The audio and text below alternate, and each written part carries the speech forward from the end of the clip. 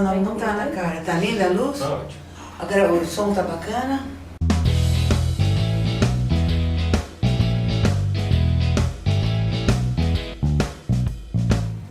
Tá bom, eu queria falar, eu acho que não é o assunto dele, mas eu vi que lá na escola dele tem isso, stand-up. Eu vou começar a falar de stand-up. Menina, você me falou que você tem uma, que se chama Escola do quê? Do Humor? Casa do Humor. Casa do Humor.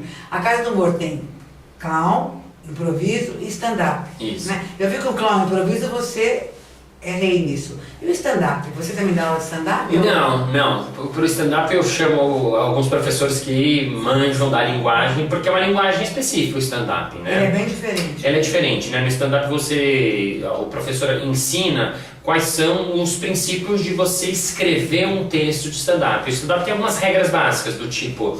O stand-up ele tem que ter um texto próprio, ele vai contar as observações da vida dele, tudo o que ele pensou, ele não vai pegar piadas de outros, nem piadas de internet, nem piadas populares, ele vai descaracterizado, quer dizer, ele vai de Márcio Balas, não bota peruca, não bota bigode, não bota caracterização nenhuma, é ele com a roupa dele, quer dizer, não tem luz. E ele não improvisa, quer dizer, ele não vai criar, ele pode até imitar uma outra pessoa, meu pai, não sei o que, ele pode fazer isso. Pode ser pequenas coisas, mas mas ele fica nele mesmo. normalmente é ele mesmo. Você vai ver o comediante falando observações da vida dele. E daí ele tem que pôr humor nessas histórias. Exatamente, ele vai contar coisas que pode ser da infância dele, observações que ele tem da vida.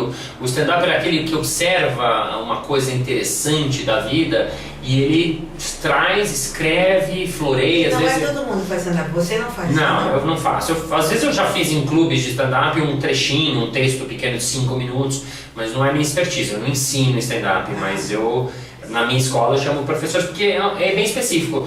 O stand-up com o improviso tem uma coisa interessante, que o stand-up ele escreve tudo, é tudo escrito, para na hora ele vai contando e o público vai achando que ele está falando tudo de improviso, como se ele estivesse contando, assim, falando, mas na verdade ele já escreveu aquilo, ele demorou às vezes meses para escrever aquelas observações dele.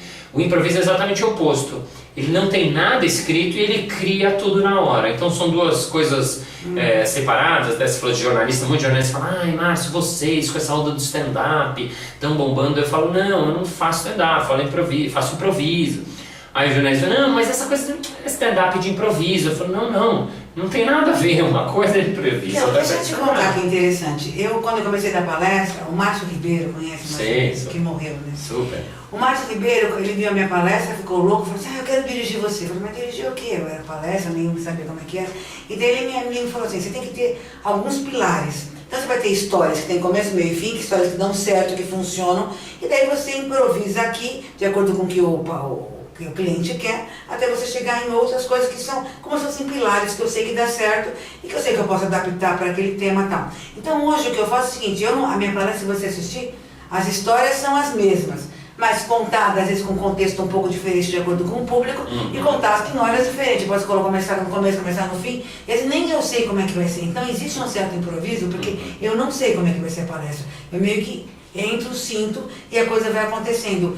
Porque eu tenho que estar muito ali, mas essas histórias, elas são feitas, não são decoradas, eu nunca escrevi. Essa é uma história que você conta um monte de vezes, quer dizer, você acaba, ela já tem um jeito de contar.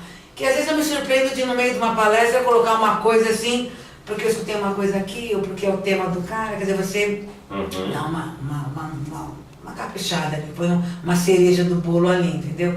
Então, eu não sei se isso é bem um stand-up. O stand-up, ele tem que escrever, ele tem que... ele tem que estar roteirizado. Você, de certa maneira, quando você fala, suas histórias também são roteirizadas. Porque se você conta as mesmas histórias, você vai acabando roteirizando. É só você pegar algum de alguém e anotar pra você, você vai ter ela escrita. Mas como eu chamo o público, às vezes tem uns improvisos, né? Quando você faz, que você chama o público, quando você vai ser...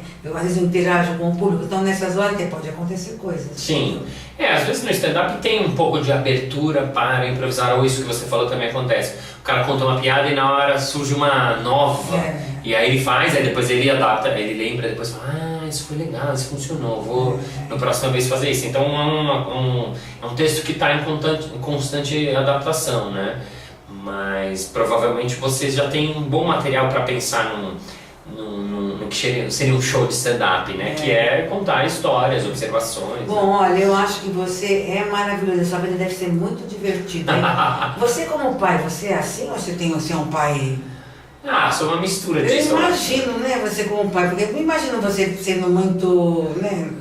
Eu tenho 3 filhos, né? Então às vezes você tem que dar um limite, porque senão os moleques vão embora, né? Mas ele deve rir da sua cara, né? Às vezes eu não também. consigo, eu tento, mas não dá certo. Às vezes eu com minha filha, eu dou umas broncas, e minha filha já sacou que às vezes ela faz umas coisas engraçadas e eu rio. Então eu dou umas broncas nela, ela olha pra mim, faz uma coisa assim, aí eu rio, aí ela perde toda a seriedade do momento, assim. E você foi casado uma vez só? Sou casado com a mesma mulher, os 3 são dela, né? E a sua mulher, como é que é? Porque ela também tá na área ou ela... Não. Ou ela quer te enforcar, porque ela tá falando sério e você tá... No... Às vezes ela quer me matar, porque chega uma hora ela não aguenta, mas chega, tô falando sério, e eu tô lá sacaneando.